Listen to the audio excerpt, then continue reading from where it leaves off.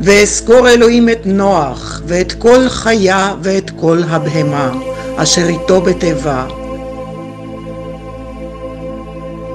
ויעביר אלוהים רוח הארץ, וישוחו המים, ויסחרו מעיינות תהום, וערובות השמיים, ויקלע הגשם מן השמיים,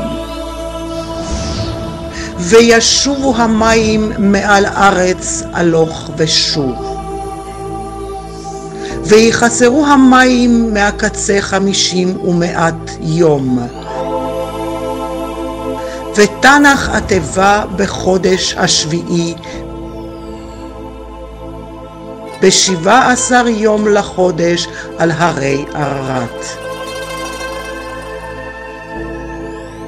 ויצא נוח ובניו, ואת אשתו ואת נשי בניו עמו, לארץ עררת, ולמרגלות הרי עררת מסיס, לארץ שהוא הוריש דאז, אל בית נכדו תורגום, בנו של יפת, ואביו של הייק, אביו של אנשי היב, שהעולם מכיר בהם כארמנים, ואת האדמה ההיא היסטן בתור ארמניה.